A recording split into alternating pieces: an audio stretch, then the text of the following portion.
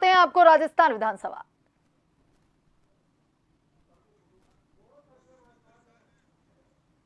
हमारे साथ जुड़ चुके हैं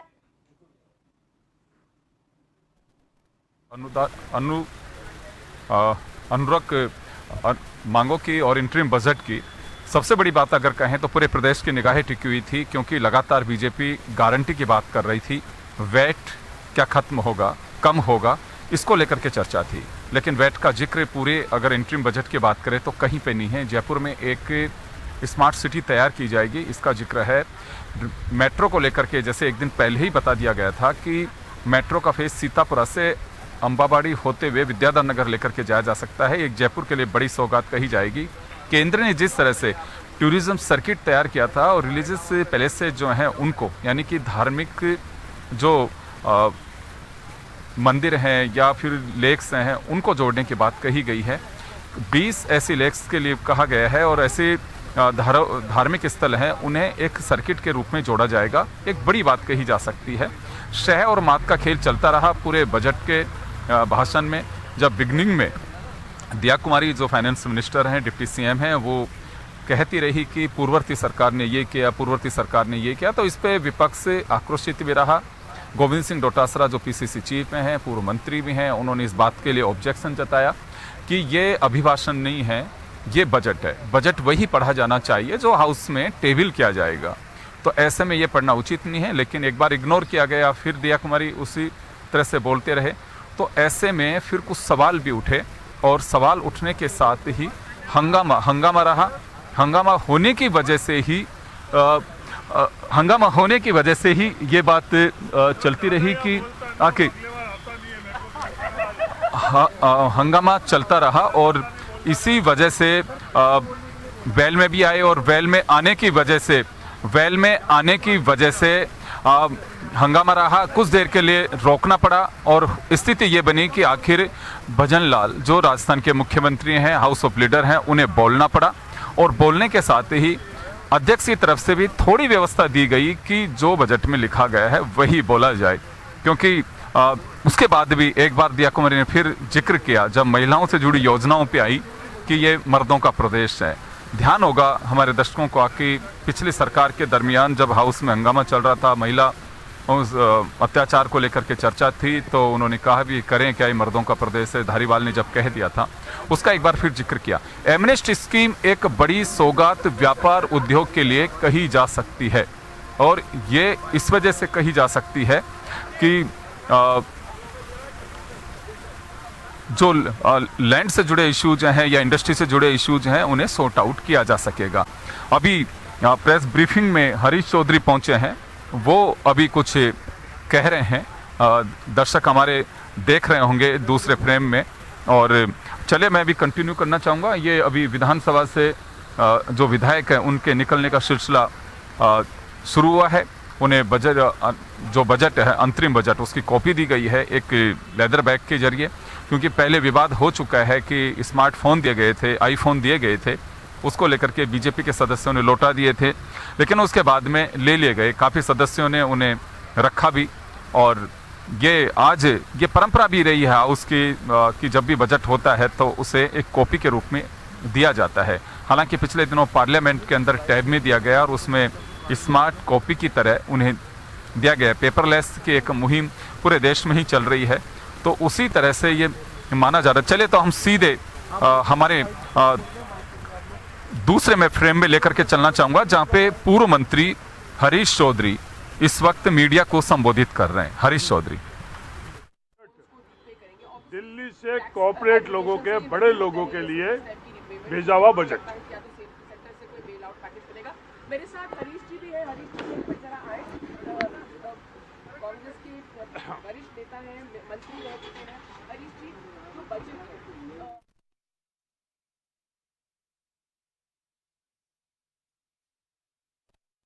चलिए, हरीश चौधरी का इतना कहना था कि जो बजट है उसमें बहुत कुछ ऐसा है नहीं। देखिए, वैसे भी एक रटी रटाई लाइनें होती हैं। विपक्ष हमेशा यही कहता है ये दिशाहीन बजट है, ये पैसे कहाँ से लेकर के आएंगे, चुनाव में एक ख्याली पुलाव बनवाने के लिए, पकाने के लिए ये बजट लेकर के आया गया है। एक सिस्टम होता है कि जो अभी ये 31 मार्च को जब ये फाइनेंशियल ईयर पूरा होगा वो उसके बाद अप्रैल, मई, जून और जुलाई यानी कि 4 महीने के लिए एक इंटरिम बजट सरकार को खर्चे के लिए हाउस से परमिशन लेनी होती है। राज्यपाल के नाम पर वो बजट मुकर्रर किया जाता है। उसी के लिए एक परंपरा रही है कि हाउस से परमिशन ली जाए। तो ये दोनों ही तरह बातें हैं। इस फाइनेंशियल ईयर में जो एक्सटेंशन मनी का होता है उसके लिए परमिशन, और उसके अलावा दूसरी अगर परमिशन की बात करें तो ये परमिशन मांगी जाती है अगले फाइनेंशियल ईयर यानी कि 2024-25 1 अप्रैल 2024 से जो फाइनेंशियल शुरू होगा 31 मार्च 2025 तक का, उसके पहले क्वार्टर के लिए राज्यपाल के नाम पर ये बजट का एक प्रोसीजर होता है। उसकी अनुमति हाउस से ली जाती है, उसे पारित कराया जाता है, फिर राज्यपाल से अनुशंसा के लिए भेजा जाता है। तो ये एक परंपरा रही है। ये इस वक्त विधायकों के निकलने का सिलसिला शुरू हो चुका है और वो निकल रहे हैं। मैं सीधा एक बार आपको विधानसभा के गेट की ओर रुख करना चाहूँगा जहाँ से विधायक इस वक्त निकल रहे हैं। आप देख रहे होंगे मंत्री और विधायक दोनों का। लेकिन आज एक चीज़ मैं ज़रूर देख पा रहा था कि यहाँ ज़्यादा जो सदस्य थे, हाउस के मेंबर हैं यानी कि विधायक हैं, वो बजट पे ध्यान देने के बजाय अपनी डिजायर पे ज़्यादा फोकस कर रहे थे। और जैसे ही हाउस की प्रक्रिया स्टॉप की गई उसी दरमियान बजट पूरा करने के साथ ही वो शुरू हो गए अपनी डिजायर देने के लिए। तो ये देखिए इस वक्त विधायकों का निकलने का सिलसिला जारी है विधानसभा से, और ये वो है दर्शकों को हम दिखा रहे हैं जिससे निकलना होता है। अभी मैं हरीश तो ये आप देख रहे हैं विजय सिंह चौधरी निकल करके जा रहे हैं, अन्य विधायक निकल करके जा रहे हैं, और ये अभी एक एक करके एमएलए निकल करके जा रहे हैं यहाँ से। आप ये देख सकते हैं सामने वो दृश्य कि बजट, क्योंकि बहुत ही कम ऐसे अवसर हो पाते हैं जिसमें ये चीज़ें हो पाती हैं। तो चलिए मैं एक बार वापस से कुछ विधायक जो निकल रहे हैं करते हैं उनसे रिएक्शंस लेने की, क्योंकि काफ़ी इम्पोर्टेंट है कि क्या कहते हैं विधायक, उनसे बात की जानी चाहिए। और ये एक ऐसा सिलसिला है कि बजट पे कितना कुछ उनके क्षेत्र में मैं थोड़ा सा आगे बढ़ूंगा और अभी जो विधायक है उनसे हम बातचीत करेंगे। अभी मैं कुछ विधायक हैं उनसे जोड़ना चाहूँगा कि क्या कुछ बजट में मिला है उन्हें और क्या कुछ कहा जा रहा है।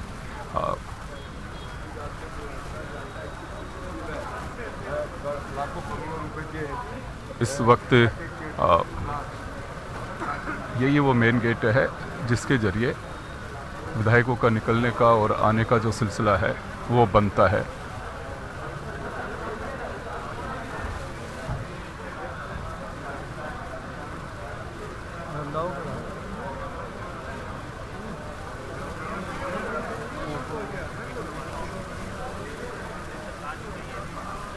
आज भाजपा के कार्यकर्ता भी काफ़ी संख्या में बजट सुनने के लिए पहुंचे थे, और क्योंकि जिस पार्टी की गवर्नमेंट होती है उन्हें विशेष रूप से ये परमिट किया जाता है कि उन्हें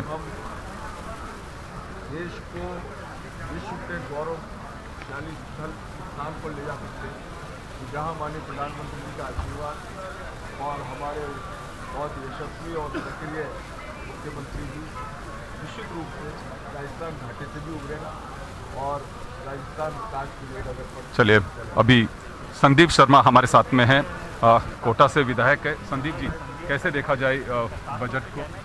देखिए, ये आधारभूत बजट है और खोखली घोषणाएं और वादे इस बजट में नहीं है। जो चीज़ें सरकार करा सकती है उन चीज़ों को लेकर सरकार ने, वित्त मंत्री जी ने घोषणा करी है। और निश्चित रूप से आप देखेंगे तो महिलाएं, किसान, युवा, बेरोजगार, संदीप जी, एक चर्चा थी कि वैट कम किया जा सकता है, वैट को लेकर के काफ़ी चर्चाएं थी क्योंकि एक गारंटी की बात कही जा रही थी। देखिए, अभी 1.5 माह सरकार को हुए हैं, ये पहला आंशिक बजट है और जिस तरीके से बजट में हमने देखा कि हर चीज़ को, चाहे वो मेट्रो चलाने का विषय हो जयपुर में अथवा इलेक्ट्रिक गाड़ियाँ राजस्थान के कुछ प्रमुख शहरों में चलाने का विषय हो, तो मेरा मानना है कि हर विषय पर सरकार की नज़र है और निश्चित रूप से ये सारी चीज़ें फलीभूत होंगी और लोगों को एक ऐसा जीवन मिलेगा जो वास्तव में उनके विकास के लिए, उनके लिए हर प्रकार से सुविधाओं के लिए युक्त ये जीवन हो। आपको कुछ लगता है इसमें, हालांकि इंटरिम बजट है, बहुत ज़्यादा गुंजाइश नहीं होती है, लेकिन कुछ और किया जा सकता था? देखिए, ये जो है इंटरिम बजट होने के कारण जितना किया है बड़ा पर्याप्त मात्रा में और उस स्थिति में है जबकि हम लाखों करोड़ घाटे के नीचे हैं और उन घाटों से उबरकर राजस्थान को पटरी पर लाना है।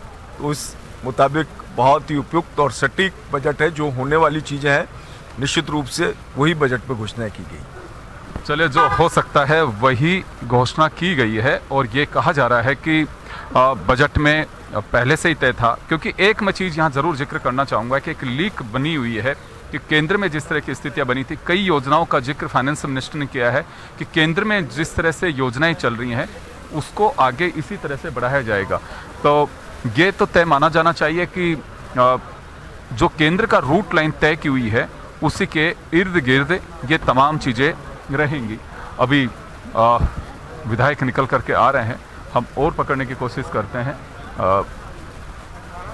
क्योंकि देखिए, मैंने पहले भी इस बात का जिक्र किया था कि कुछ अर्जियां दी जाती हैं क्योंकि एक ऐसा प्लेटफॉर्म है यहाँ पे सारे मंत्री मिल जाते हैं और उसी को भुनाने की भरपूर कोशिश विधायकों की ओर से की जा रही थी।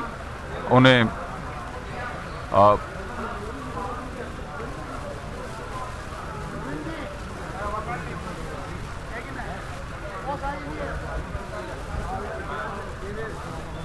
तो विधायकों के निकलने का ये सिलसिला अभी बना हुआ है, चल रहा है, धीरे धीरे करके निकल रहे हैं। जैसा मैंने पहले भी कहा कि बड़ी बात यह है कि अपने क्षेत्र के काम के लिए कैसे विधायकों से, मंत्रियों से संपर्क किया जा सकता है। ज़्यादातर विधायकों का फोकस उसी पे रहा और वहीं पे संजीव बेनीवाल दिखाई दे रहे हैं। बुलाते हैं एक बार उनको।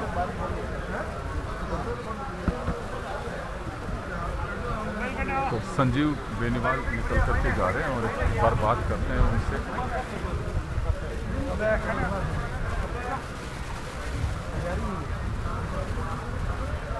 विधायक कुछ बोलने को भी तैयार नहीं हो रहे हैं और बसते दिखाई दे रहे हैं, जबकि बजट है, अंतरिम बजट है। हम कह ही रहे हैं इस बात को कि ज़्यादा कुछ इसमें होता नहीं है, और लेकिन फिर भी विधायकों को लगता है कि ज़्यादा कुछ बोलना ठीक नहीं है इस पे।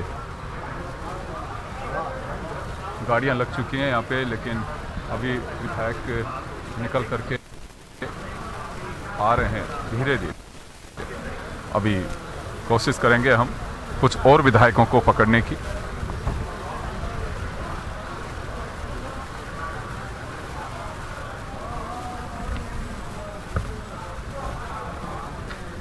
एमएलए साहब, कैसा रहा अंतरिम बजट? अंतरिम बजट तो वो अनुदान मांगे पास नहीं, तो वो करनी है, उसमें क्या नहीं करनी। एक प्रोसेस है वो, उसको पूरा किया गया, बस उसको पूरा किया गया, ज़्यादा कुछ नहीं था। नहीं कुछ घोषणाएं नहीं, लग रहा था कि तेल वेट को लेकर के कुछ नहीं किया। बजट ये समझो कि बजट है ही नहीं, फॉर्मेलिटीज़ की उन्होंने। बाकी अंतरिम मांग वाला था, बहस होगी तब पता करेंगे, बात करेंगे। जब बजट की डिमांड आएगी उस पर बहस करेंगे तब बात करेंगे। भायल साहब जी, चलिए, हमीर सिंह भायल सीनियर विधायक हैं। सर, कैसा रहा आपका अंतरिम बजट आज? बहुत ही बढ़िया, शानदार, जानदार रहा। पिछली सरकार ने जो इस राजस्थान को पेंदे बैठाने का काम किया था, उसको अगर से आगे उठाने का काम आदरणीय भारत के लोक पुरुष नरेंद्र मोदी जी की आशंकाएं और इच्छाएं जो हैं उनके प्रति हम समर्पित भाव से राजस्थान में भी माननीय हमारी वित्त मंत्री महोदया ने बजट पेश किया है और इससे राजस्थान प्रगति करेगा, आगे बढ़ेगा। सर वैट को लेकर चर्चा थी कि वैट कम किया जा सकता है। वेट अभी जो बजट पेश होगा उसमें होगा। आज जो ये शानदार हमारे वित्त मंत्री महोदया ने जो आज बजट पेश किया वो बहुत ही अच्छा बजट है, आम लोगों का बजट है, हर आदमी को उससे फ़ायदा मिलेगा। जी, तो चले हर व्यक्ति को फ़ायदा मिलेगा और यही बात कही जा रही है, लेकिन अब वो फ़ायदा कितना मिलेगा, क्या मिलेगा, ये पूरा जब बजट सामने आएगा। देखिए मैंने पहले भी कहा कि दो बातें हैं, जो सत्ता पक्ष में होगा वो यही कहेगा कि बजट बहुत ही शानदार आया है, लेकिन अपोजिशन की ओर से कहा जाएगा कि बजट में ऐसा कुछ भी नहीं है। विधायक धीरे धीरे करके निकल रहे हैं और कैलाश वर्मा हमारे साथ में हैं। कैलाश जी, कैसा रहा बजट? देखिए, बजट राजस्थान की भावनाओं के अनुरूप युवा, महिला, किसान सभी के लिए सुखद और आने वाले समय के अंदर राजस्थान के कल्याण का बजट है। सभी वर्गों को ध्यान में रखते हुए आने वाले समय में सबका साथ, सबका विकास और सबका विश्वास कैसे जीता जाए, उन्हीं को लेके बजट प्रस्तुत किया गया, जिसके माध्यम से आने वाले समय के अंदर राजस्थान की तस्वीर और तकदीर बदलेगी। तो वैट का कुछ होना चाहिए था जी? देखिए, बहुत सारे इश्यूज़ हैं, सरकार ने अपनी सभी बातों को ध्यान में रखते हुए रखा है और तमाम बातों के ऊपर बहुत सारी चीज़ों का डिस्कशन भी है। जो अच्छा लगा उसको पेश किया, आने वाले समय में और अच्छा होगा। चले, आने वाले समय उम्मीद पर दुनिया टिकी हुई है और उम्मीद पे दुनिया टिकी हुई है। और कल्पना जी, क्योंकि करीब 1 दर्जन विधायकों को बड़ा एक आश्वस्त किया गया है। कल्पना जी, लाडपुरा का जिक्र आया कि पिछली सरकार के वक्त कुछ भी नहीं किया गया, आपकी विधानसभा भी है उसी में? जी, लाडपुरा मेरी विधानसभा है और बहुत दुख के साथ कहना पड़ रहा है कि इतने सालों से जिस तरह से तुष्टीकरण की राजनीति की गई, पिछले 5 साल मैं मांगती रही अपने क्षेत्र के लिए, अपनी जनता के लिए, पर कोई सुनवाई नहीं हुई। मुझे बहुत खुशी हो रही है कि मैंने केवल एक बार हमारी सरकार से ये मांगे रखी थी कि मेरे क्षेत्र में एक भी कॉलेज नहीं है, एक भी बड़ा हॉस्पिटल नहीं है और कोई भी ऐसा बड़ा विकास का कार्य मेरे क्षेत्र में नहीं किया गया है। और मैं धन्यवाद देती हूँ हमारे मुख्यमंत्री को, हमारे वित्त मंत्री को और सरकार को कि उन्होंने लाडपुरा को ध्यान में रखा और इस बार लाडपुरा में बहुत ही अच्छा विकास होने वाला है। जी, तो पिछली बार कुछ भी नहीं हुआ आपके यहाँ पे? नहीं, कुछ भी नहीं। मतलब मेरा एक ऐसा विधानसभा इंदिरा जी, 6 विधानसभा सीटों के लिए, 6 विधानसभा क्षेत्रों के लिए कहा गया है कि कुछ भी नहीं किया गया, उसके लिए विशेष रूप से बोला गया है। देखिए, सबसे पहले तो मैं कहना चाहूँगी कि पूरी राजस्थान की ERCP जो योजना है उसके लिए ये लोग गोलमेल जो जवाब दे रहे हैं, विधानसभा में बोल रहे हैं और किस तरीके से ये गाय के नाम पर वोट मांगते हैं, लेकिन गाय के नाम पर बेचारा एक हमारा चित्तौड़गढ़ का विधायक बोलने लगा, लेकिन उसको भी बोलने नहीं दिया। और ये इतनी बड़ी बात है कि छोटी छोटी चीज़ों को जो हमने चालू कर रखी थी उन्हीं को इन्होंने उन्हीं में से निकाल के नाम बदल के इन्होंने पेश करने का काम किया। कोई अच्छा बजट इन्होंने राजस्थान की जनता को नहीं दिया। युवाओं के लिए जो 70,000 नौकरियां हमारी पेंडिंग पड़ी है, उन्हीं को ये लोग बोल रहे हैं कि 70,000 हम नहीं देंगे। लेकिन मैं समझती हूँ कि किसी निराशाजनक राजस्थान की ये जो अंतरिम बजट था ये निराशाजनक रहा राजस्थान की जनता के लिए। तो चले इंदिरा मीना, सबसे बड़ी बात यह है कि कुछ विधानसभा क्षेत्रों को लेकर के कहा गया था कि वहाँ पे कुछ भी नहीं किया गया है। उन विधानसभा सीटों के लिए कहा गया है कि चाहे स्कूल एजुकेशन हो, कॉलेज एजुकेशन हो, मेडिकल एंड हेल्थ हो, प्रशासनिक कार्य हो, उनके भवन बनाए जाएंगे, उनके लिए अलग से बजट भी मुकर्रर किया गया है, जिसका जिक्र उन्होंने किया है इसमें। देखिए, एक जो मीसाबंदी थे उनके लिए अब एक पेंशन योजना, एक स्कीम बनाई जाएगी। भामाशाह कार्ड को जनाधार कार्ड बनाया गया, लेकिन उसका जिक्र नहीं किया गया है कि ये अब करेंगे क्या। आयुष्मान भारत मुख्यमंत्री योजना बनी रहेगी। अभी भी निकल करके जा रहे हैं। चलिए, सुभाष गर्ग हैं इस वक्त RLC जी। सर, कैसा माने ये बजट तो है ही नहीं, ये बजट कहाँ है? ये तो इन्होंने जो है लेखा अनुदान मांगे ली हैं और एक अधिकार लिया है, लेकिन अफसोस ये हुआ कि जहाँ बैठ कर इन्होंने कहा था कि हम जल्दी घोषणा करेंगे, बैठ को कम करेंगे, उसके ऊपर कुछ नहीं बोले हैं। जबकि इन्होंने इस लेखा अनुदान और अंतरिम बजट के सहारे से बहुत सारी चीज़ों की घोषणा की है, इन्होंने प्रस्ताव दिए हैं, लेकिन दुर्भाग्य है कि जिसका माननीय प्रधानमंत्री जी वादा करके गए, माननीय मुख्यमंत्री जी बार बार कहते रहे, उसको लेकर के जो राहत देने का काम था, महंगाई से राहत देने का काम, वो नहीं किया गया। तो बड़ी निराशा है प्रदेश में, मेरा ये मानना। तो चलिए, निराशा है। सुभाष गर्ग जी का साफ कहना है कि बजट से कुछ भी हासिल होने वाला नहीं लगता और बजट एक उस तरह का है कि इसमें कोई दिशा तय नहीं हो सकती। इनको बोलना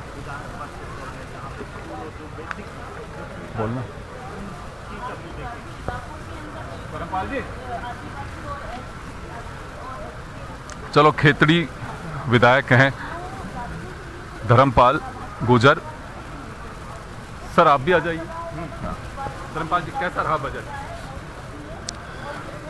आज का बजट लोक कल्याणकारी बजट था और जो अंतिम व्यक्ति तक बैठे हुए, अंतिम पंक्ति में बैठे हुए व्यक्ति तक ये बजट पहुंचेगा। निश्चित रूप से जो एक दो बड़ी बड़ी घोषणाएं थी, जैसे युवाओं को रोजगार देना और शिक्षा से संबंधित जो घोषणाएं थी, निश्चित रूप से जन कल्याणकारी बजट है और ये इसको आप बहुत संतुलित कह सकते हो। मेन बजट तो बाद में आएगा। निश्चित रूप से ये राजस्थान के कल्याण के लिए बहुत प्रभावी साबित हो।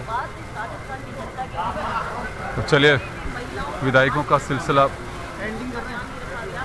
का सिलसिला जारी है और जैसा मैंने पहले भी कहा कि बजट है, बजट को लेकर के मिलीजुली प्रतिक्रियाएं आएंगी।